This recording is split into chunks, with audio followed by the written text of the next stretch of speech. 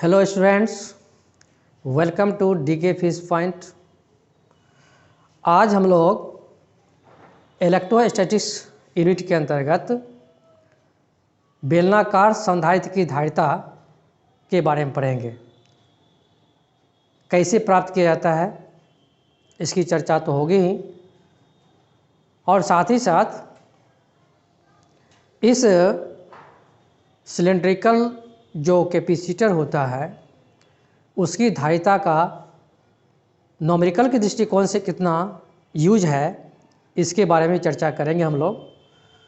लेकिन जो स्टूडेंट्स इस वीडियो को पहली बार देख रहे हैं या फिर अभी तक हमारे चैनल को सब्सक्राइब नहीं किए हैं तो प्लीज़ पहले हमारे चैनल को सब्सक्राइब कर बेल आइकन को दबाएं, और आगे पढ़ने के क्रम में यदि यह वीडियो अच्छा लगे तो अधिक से अधिक शेयर करें और लाइक भी करें। हम लोग सीधा टॉपिक पे चलते हैं, क्योंकि संधारित्र से संबंधित बहुत सारी परिभाषाएं पहले ही चर्चा कर चुके हैं, और जो स्टूडेंट्स इसके बारे में जानकारी अभी तक नहीं लिए हैं तो वो पिछले वीडियो जाकर ज़रूर देखें, जिससे कि संधारित्र क्या है यह स्पष्ट हो जाएगा, और संधारित्र कितने प्रकार के होते हैं इसकी भी चर्चा कर चुके हैं। वो जब आप पीछे वीडियो में जाएंगे तो वह स्पष्ट हो जाएगा। और आज हम सीधा टॉपिक पर पहले चलते हैं और फिर वहाँ देखते हैं कि बेलनाकार संधारित्र के लिए जो धारिता प्राप्त करेंगे उसमें फिगर से संबंधित बातें क्या क्या है, कहाँ है संग्राहक, कहाँ है संघनक, इसकी चर्चा करेंगे और स्टेप बाय स्टेप इसमें चलते जाएंगे और अंत में हमें बेलनाकार संधारित्र की धारिता प्राप्त हो जाएगी। तो हम लोग इस फिगर को समझते हैं कि इस फिगर में क्या क्या स्थितियां हैं। पहले से हम बता रखे हैं कि संधारित्र की धारिता प्राप्त करने के लिए दो प्लेट्स की आवश्यकता पड़ती है, जिसमें एक होती है संग्राहक पट्टिका और एक होती है संघनक पट्टिका। और चूँकि इससे पहले जो वीडियो में जो चर्चा हुई थी तो समांतर पट्टिका संधारित्र की हुई थी, तो उसमें जो भी प्लेट यूज किया गया था वह सीधा प्लेट की तरह था। लेकिन यहाँ पर हम लोग चर्चा कर रहे हैं बेलनाकार संधारित्र की धारिता, कैपेसिटेंस ऑफ सिलेंड्रिकल कंडक्टर के बारे में, कैपेसिटर्स के बारे में। तो इसमें जो आकृति बनेगी वह बेलन की आकृति जैसी होगी, और इस फिगर में दो पट्टिका यहाँ भी है, एक ए बेलनाकार संधारित्र की स्थिति बन रही है और दूसरा बी।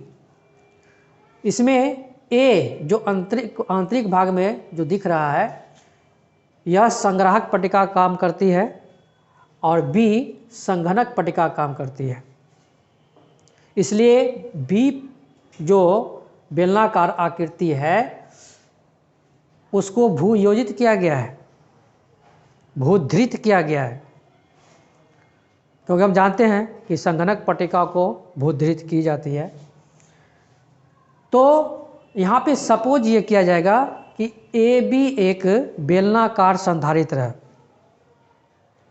ए बी एक बेलनाकार संधारित्र है जिसमें ए संग्राहक पट्टिका जैसा काम करती है और बी संघनक पट्टिका जैसे कार्य करती है। और आंतरिक जो संग्राहक पट्टिका के रूप में जो बेलन का यूज किया गया है इसकी त्रिज्या स्मॉल ए है, और बड़े बेलनाकार जो संघनक पट्टिका जैसा कार्य करती है उसकी त्रिज्या स्मॉल बी सपोज किया गया है।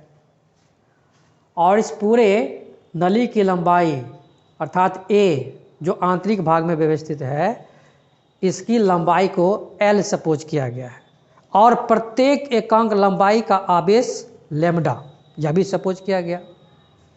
लैंग्वेज आपके सामने में है।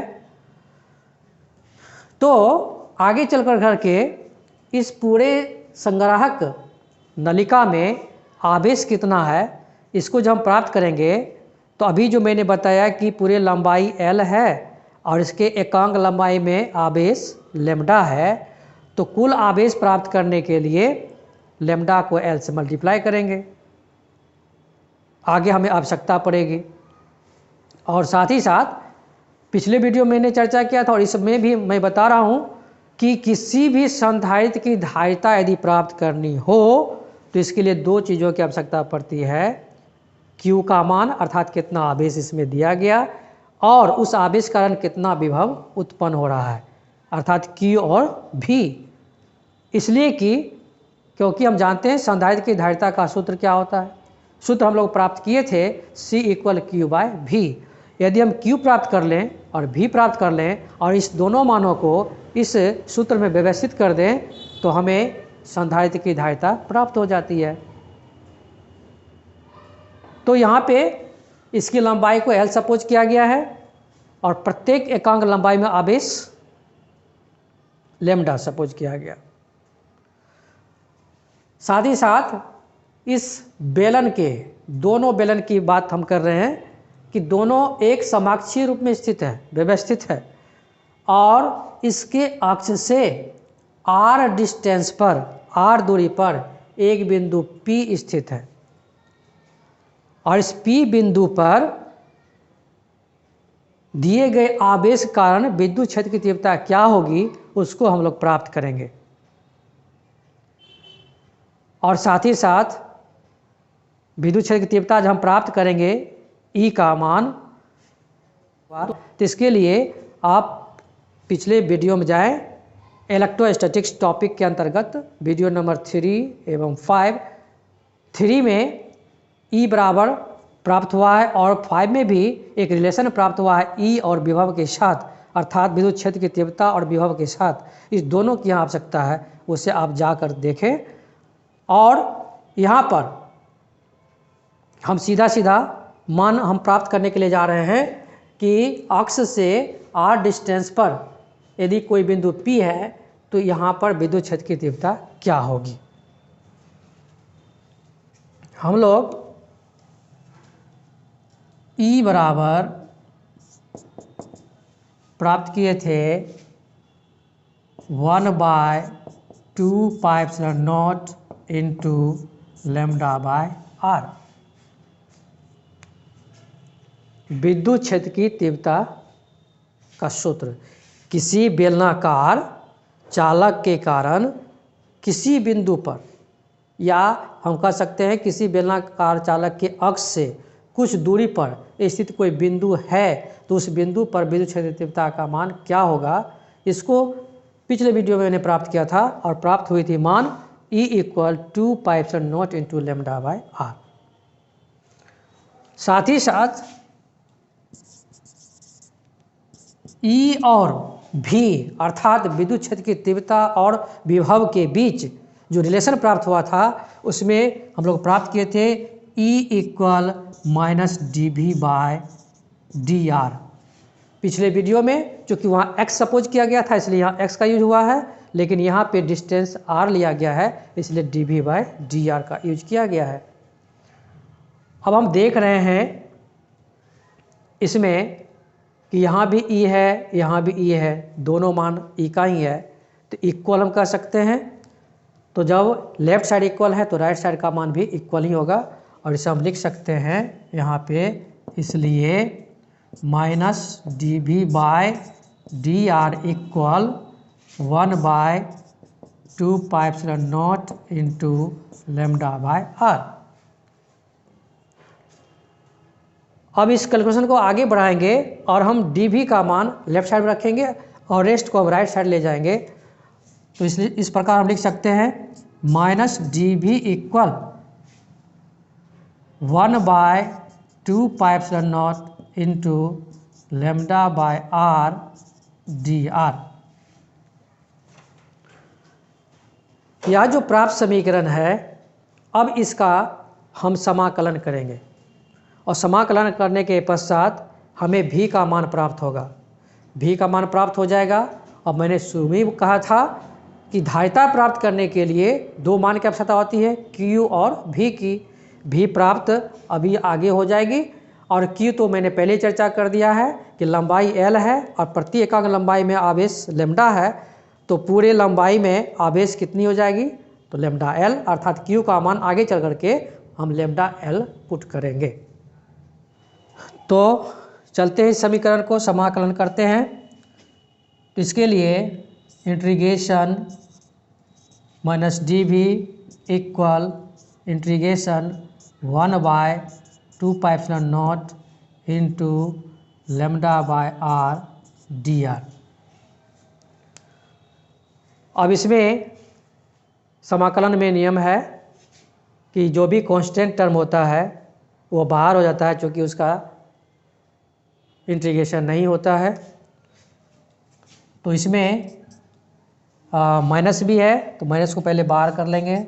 इंटीग्रेशन डी वी इक्वल, यहाँ पे कांस्टेंट टर्म के रूप में लैम्डा है और 2πε0 भी है, तो ये बाहर हो जाएगा λ/2πε0 इंटू इंटीग्रेशन 1/r dr।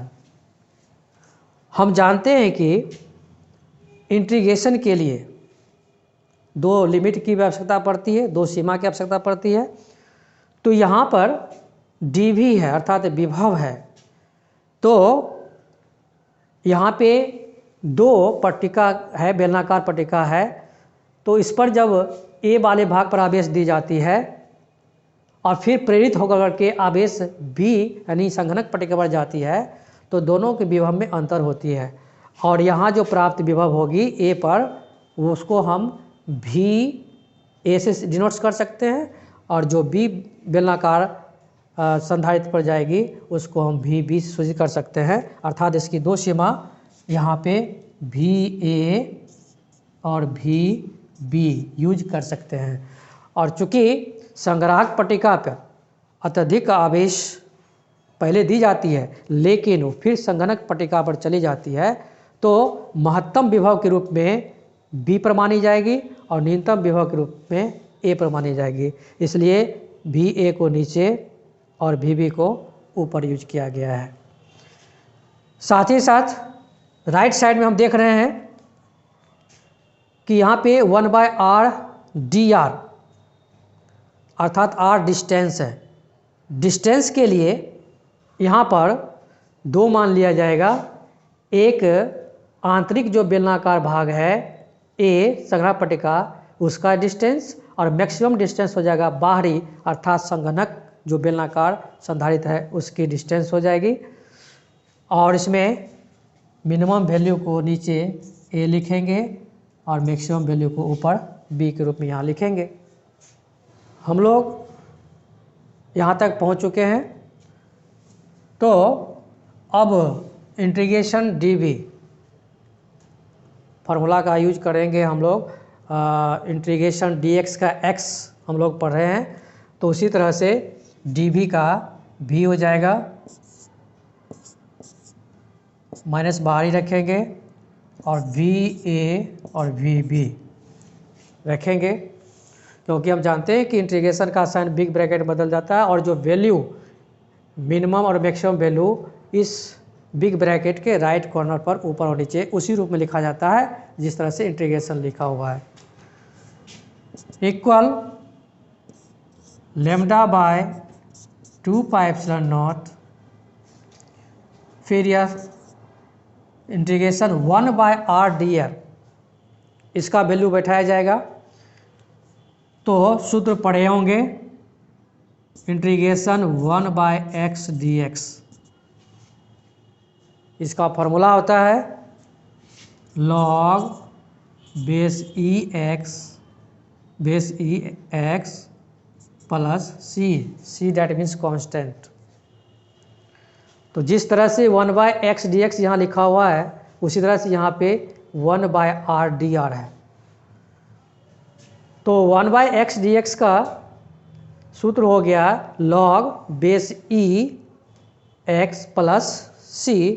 उसी तरह से यहाँ पर भी यूज कर सकते हैं, लेकिन कांस्टेंट टर्म का अक्सर यूज नहीं किया जाता है, इसलिए यहाँ भी हम लोग इसका यूज नहीं करके सीधा सा मान बैठाएंगे यहाँ पे log बेस ई आर, और इस मान को इसके राइट कॉर्नर पर लिखेंगे ए और बी। अब हम जानते हैं कि यह जो मान बिग ब्रैकेट के ऊपर और नीचे लिखा गया है वह अंदर में जो टर्म होते हैं उसका वैल्यू होता है। तो पहले ऊपर वाला मान बैठाएंगे, फिर माइनस, फिर नीचे वाला वैल्यू बैठाएंगे और इसको आगे बढ़ाते हुए लिखेंगे माइनस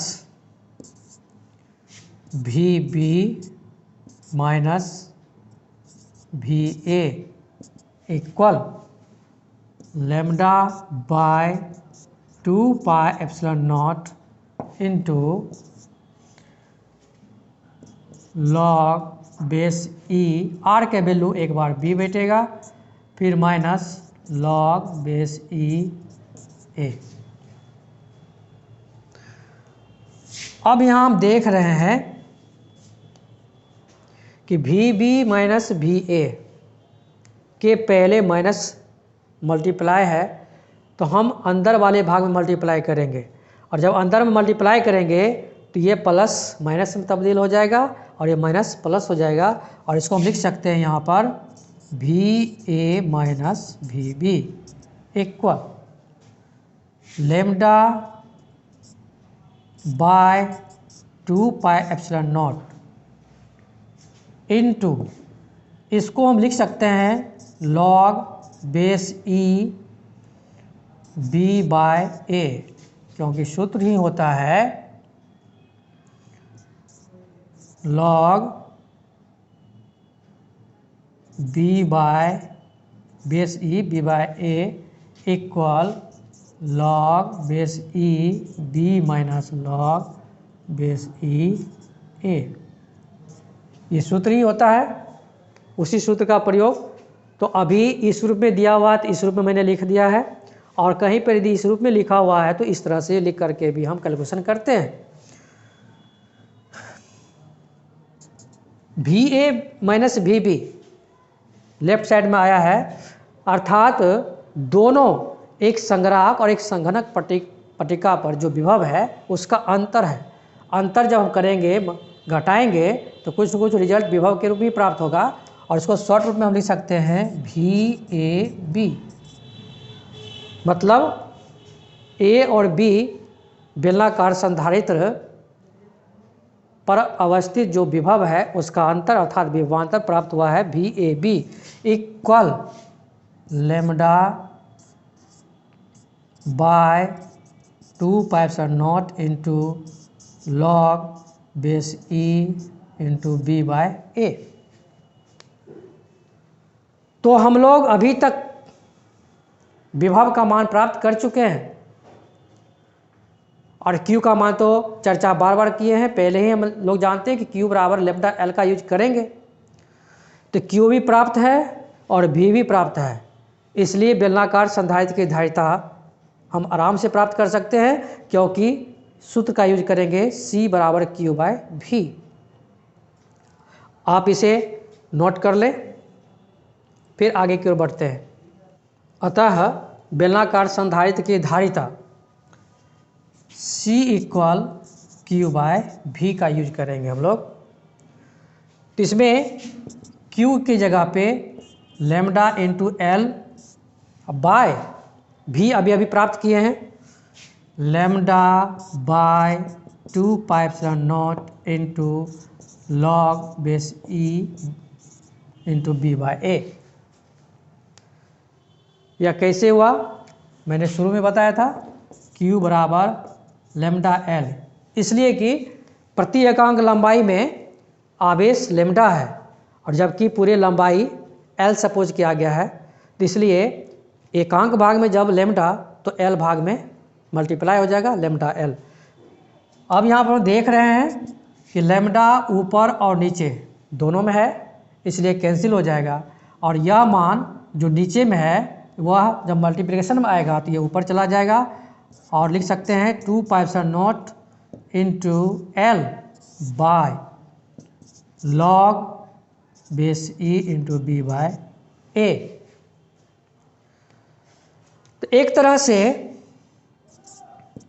C अर्थात धारिता का व्यंजक यहाँ पे प्राप्त हो जाता है, लेकिन log base E into B by A का वैल्यू भी होता है, उस वैल्यू को बैठाएंगे तो हमें दूसरा भी रिजल्ट प्राप्त होगा। लेकिन एग्जाम्स में यदि हम यहाँ तक भी धारिता प्राप्त कर लेते हैं तो भी हमें पूरा मार्क्स प्राप्त हो सकता है। हम जानते हैं कि log base E X equal 2.3206 into log base 10 X, यह सूत्र होता है, फॉर्मूला होता है। log base E X equal 2.3206 into log base 10 X. यहाँ पर इस log का बेस 10 है, तो ठीक उसी तरह से इस फॉर्मूला के यदि यूज करते हैं यहाँ पर, तो हम देख रहे हैं log बेस ई यहाँ भी है, यहाँ भी है, लेकिन x की जगह पर b बाय ए है, तो जहाँ इस फॉर्मूला में x यूज हुआ है वहाँ पर b बाय ए हम लगा सकते हैं और लिख सकते हैं। इसलिए c equal 2 pi epsilon not into l by 2.3206 into log base 10 into B by A, अर्थात यह भी एक सूत्र प्राप्त हुआ धारिता का। तो यहाँ पे इसका वैल्यू बैठाया गया है, यहाँ पर बगैर वैल्यू का जो कैलकुलेशन मैंने किया है वो प्राप्त हुआ है। यहाँ तक भी हम बना सकते हैं और यदि मान पुट करना हो तो यहाँ तक भी हम प्राप्त कर सकते हैं। तो इस प्रकार आज हम लोग बेलनाकार संधारित्र की धारिता, कैपेसिटेंस ऑफ सिलेंड्रिकल कैपेसिटर की धारिता कैसे प्राप्त होती है उसकी चर्चा हम लोगों ने किया और रिजल्ट भी प्राप्त किया। तो उम्मीद करते हैं कि यह टॉपिक अच्छी तरह समझ में आई होगी। और सबसे बड़ी बात यह है कि यह व्यंजक परीक्षा के दृष्टिकोण से बहुत ही इम्पोर्टेंट है। आप पिछले क्वेश्चंस को उठाएं 5 साल का, तो देखेंगे कि इस 5 साल में कम से कम 2 से 3 बार जरूर पूछ दिया है। इसलिए आप लोग इस टॉपिक को अच्छी तरह से तैयार कर लें। हो सकता है कि आगे आने वाले परीक्षा के लिए आपके लिए बहुत ही महत्वपूर्ण हो। तो यदि यह आज का वीडियो यदि अच्छा लगा हो तो आप इसे अधिक से अधिक शेयर करें, लाइक करें और कमेंट्स के रूप में ज़रूर लिखें कि आखिर आपको इसमें क्या कमियां लग रही है, और हो सकता है कि जो कमी यहाँ पर महसूस हो रही होगी उस कमी को हम अगले वीडियो में ज़रूर पूरा करने का कोशिश करेंगे कि आपको कमी का एहसास ना हो।